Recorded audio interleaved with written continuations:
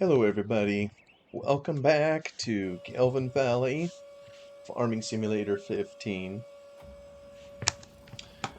We'll get our combine going again here in the canola field. Let's see here. Try to get her all set up the way she's supposed to go. Oh, she's full. I remember now. Alright, go look for a combine.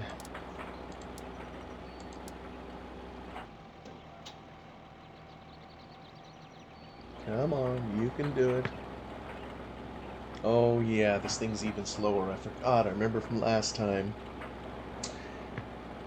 Tractor has some damage from crashing into a number of things. But we are almost done with this field up here, and we'll be headed off to the next. Actually, let me just take a look at that here real quick and see what we have coming. Alright, we're out of the canola. We have one more field, two more fields of canola. Oh, four more fields. We got, oh my goodness. Well, so we'll be switching to barley here. We got plenty of barley left too. Anyway, it is what it, 5 fields. 1, 2, 3, 4, 5. Yeah, I wish I didn't have all that canola. Oh well, things will still be tight.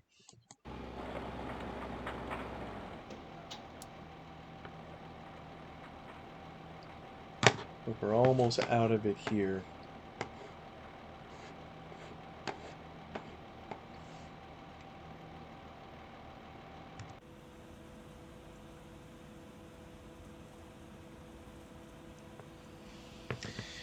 You know, it's a little later than I typically start an episode of this. This is the only one I'm probably going to do tonight. It's just been a doozy of a day. And, well, maybe a doozy of a week when it comes down to that. And maybe someone listening to this will say, well, big deal. I just had that kind of a week too, or I had it last week. Where were you then? We all have those kinds of weeks, right? Well, if you'll indulge me a little bit, I'll run you through some of what happened here. Maybe first off, because it's just right on my mind, and you know, maybe doing a video like this is just part of my, oh, for lack of a better term, part of therapy, if you will.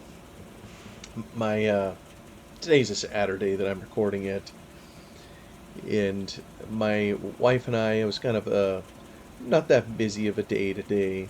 I was kind of just putzing around the house, doing a few things on my computer. I was going to try to do some work, and uh, got news the night before that my brother-in-law, you know, has been battling melanoma cancer. He's back in the hospital. He had some abdominal bleeding, and come to find out, he has a new spot, it appears, on his colon, and is facing surgery tomorrow, today, I guess it's past midnight Sunday. And oh, it just seems, isn't that the nature of some nature of disease, if you will? You hope for the best, and stuff keeps happening, and yeah, I don't want to talk myself too far down that path. It's He's just a wonderful man, family man, and yeah, aren't they all? It's We all know that someday something is gonna take us, right? You know, most of us probably prefer that it be old age, and yet we all know the young die too. My brother-in-law's, oh, he's over 40, but still seems terrible young. Big family at home. So, just as a family, been trying to process all of this, as best we can. I'm going to turn this around. And, his wife is a wonderful lady, my sister-in-law, been by his side. And, when we say the wedding vows, and we all mutter, we all utter those words, for better, for worse, for rich or poor. You know, this is where we prove whether we really meant what we said. And she is. She's a wonderful lady. She's by his side, and I just, I've seen my own wife hurt with some of the things she has, and it's hard. When you love your spouse, it's hard to watch sometimes, and hard to know what to do, what to say, all those kinds of things.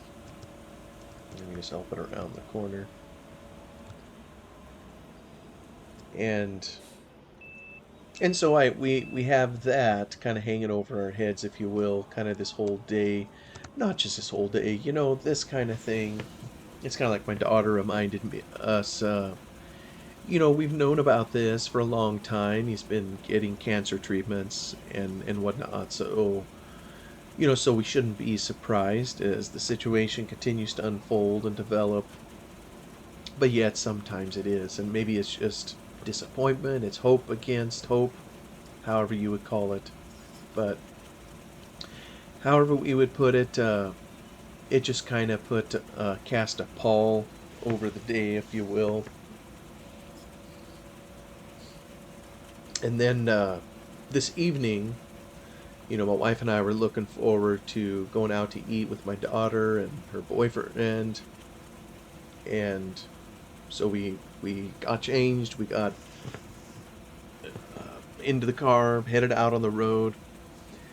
And we were probably, about halfway there. Really wasn't a super long distance away that we were headed. Oh, come on. And maybe I need to help give this some persuasion here. Maybe I just do the rest of this. Well, I better go help my tractor out.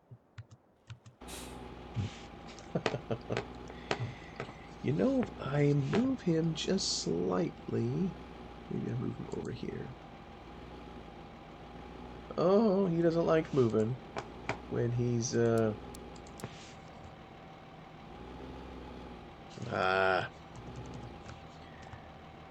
foiled again by good old... There, yeah, we can get on from this tree. I almost said it. I won't say it. But he probably needs to drive now. Maybe I'll go collect one little bit. Or sending him off. I can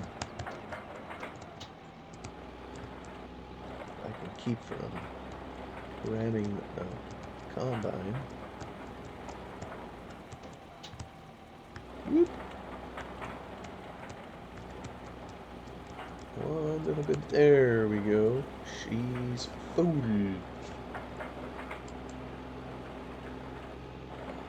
Try to get it a little bit further out here, closer to the entrance, so it actually has a chance of getting out the door. Yes, needs repairs. Probably means he's going to drive 14 miles an hour the whole way. Alright, let me go back to the combine. Done? Say it isn't so.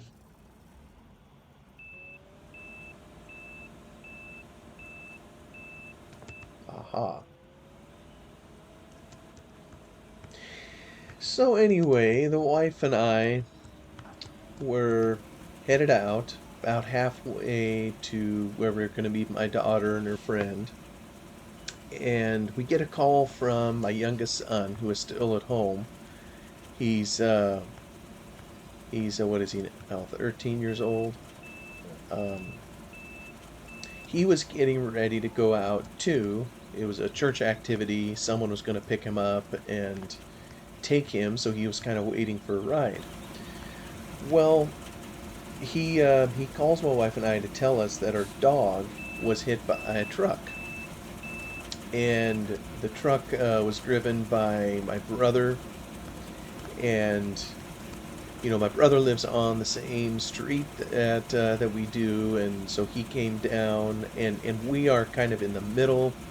It used to be a dead end street, but anymore, since we kind of opened it up in the back, there's kind of a road that leads to my parents' property and kind of some other areas. So it's a little busier now than it has been in the past. So my brother drives down through, and he told me later he didn't see our dog or anything. He just felt the thump under the tire, and that's what we think happened to it. Is went under the tire. And so initially, my son wasn't outside, he didn't see this. I think my brother came to the door to tell him what had happened. Apparently, my brother, like I say, didn't see anything, felt the thump, and then all of a sudden saw the dog. We have two dogs. I think I've shared in a previous episode, our pets and what have you. Both dogs took off like they were being shot out of a gun, and they zipped around the house, and so that's so they disappeared from my brother. And I think at a certain level he was kind of thinking that was a good thing. If she still was able to run around, that's hopefully some indication she just got nicked and didn't really get, you know, totally hurt, if you will. So my son, gets, hears the commotion, hears the yip, I think he said. My brother comes to the door, so my son heads out behind the house. Both of them do. And, our puppy that was hit, she just kind of flops out on this. We got this concrete pad behind her house. And she just flops down on that and is breathing really super hard. So right about then is when he called, my wife and I, when we were headed to dinner, and told us, that she had been hit. And that's all we knew coming back to the house. We talked it over with him, and it's not the first time that a dog has been hit at our place. We tend to have, I don't know if it's the dope factor, we tend to have dogs that have lab in them. I have a particular fondness for black lab. These dogs here are half lab, and so, they chase cars. Previously we had a chocolate lab, he chased cars, to a fault. I mean, they're just kind of lovable idiots. Or that's kind of how I refer to them. Is that all the... I think we got her, right? I don't know if we can tell in the menu here. Let me go back. Yes, I think that means we have her. Alright, now let's see if I can get this thing out the door. I know I got some canola to offload. I'll maybe try to do it out here on the main highway. Assuming my tractor's coming back. Oh yeah, it's on its way. I'm going to try to meet it out here by the road.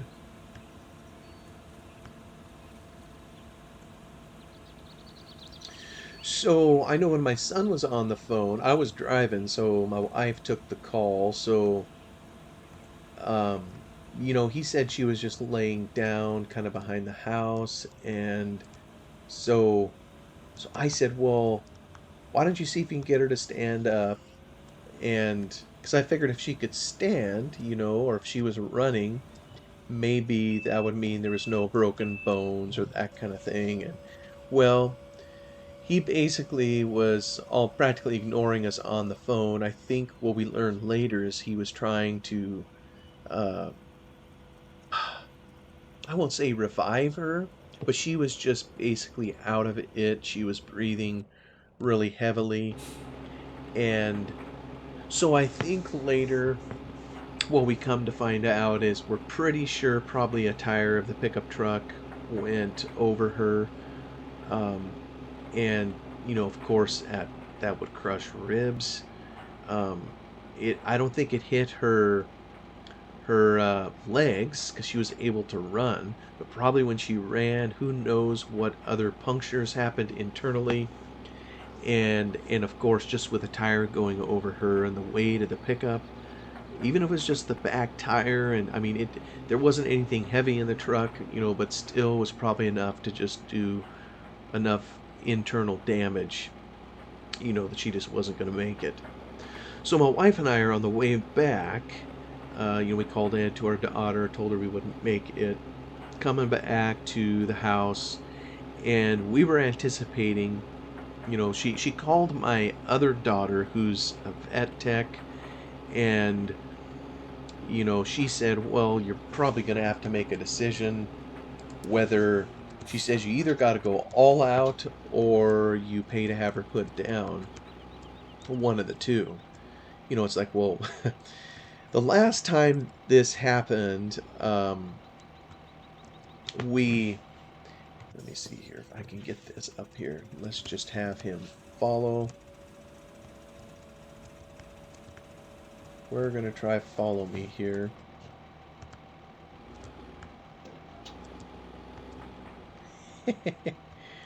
We're going to see how this goes.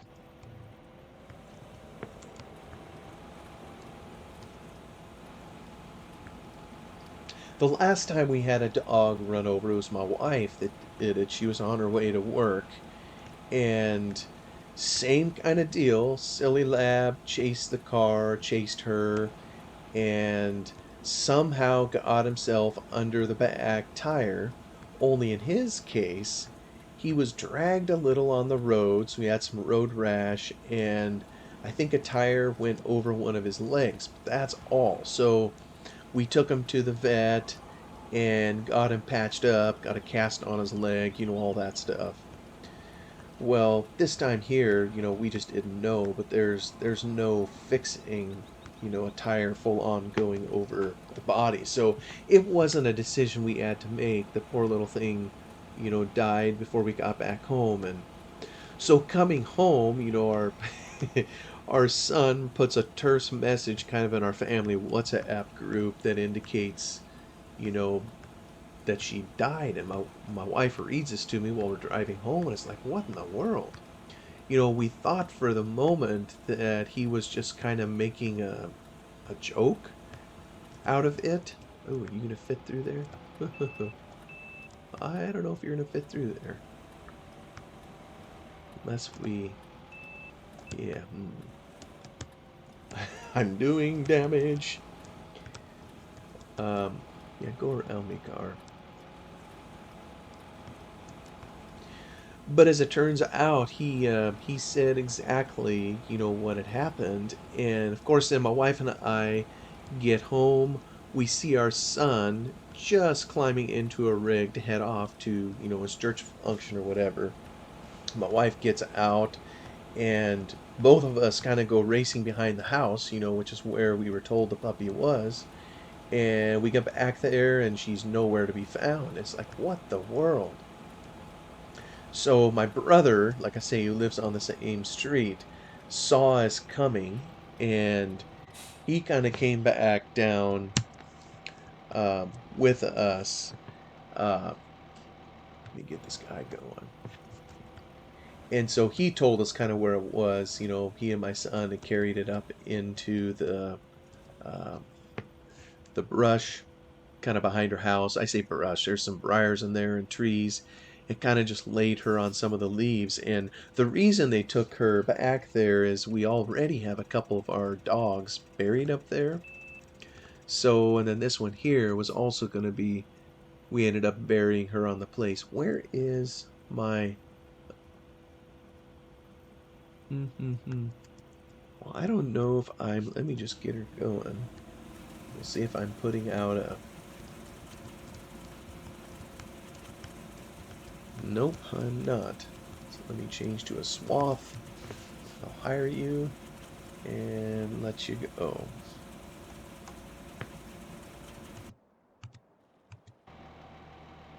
So, of course, the next place we went, and my brother's in tow, obviously feeling terrible because he's the one, that ran over it.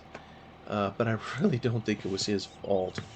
I don't blame him. I mean, how can you blame somebody when the dogs themselves, are will come out and chase cars. I mean, you can't help that, and he never saw her, and so it just happened. But we went up in the area where they had laid her, and sure enough, there she was, very much dead, unfortunately. And you know, yeah, this is where this kind of hard. I'm sorry if this all. I can't even hardly pay attention to what I'm doing here. Let's see. This is 32 to storage. I gotta take in this. No,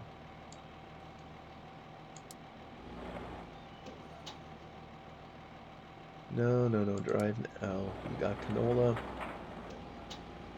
Yeah, and you're gonna act like a dipsy doodle. And then my combine's gonna get full.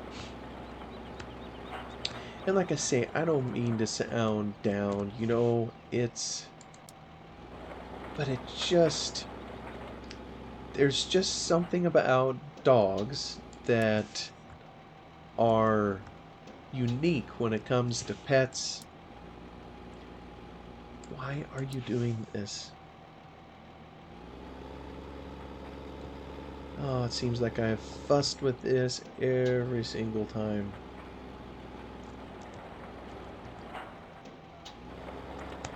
Maybe if I started off this way.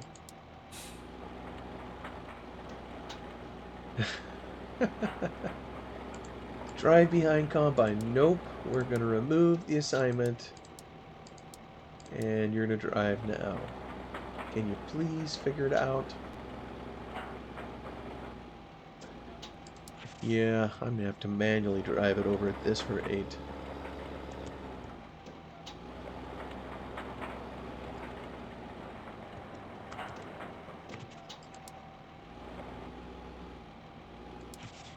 Why?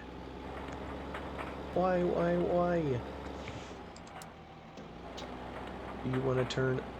You're just like aiming for that fence post. Ah, this is so frustrating. I shouldn't be frustrated. I come to this game to try to relax. Is it going to turn behind? Okay, maybe you finally found... There we go. Well, it's going to try anyhow. Yeah, that's a hard one to start it out of. Yep. I'll just hang tight with it. It just has a dab of canola in there to sell. But at least it'll return to this aim field. So anybody who has owned a dog or been through, and we've been through this before, dogs are just awesome. They are the way many of us wish we could be in terms of how we treat other people.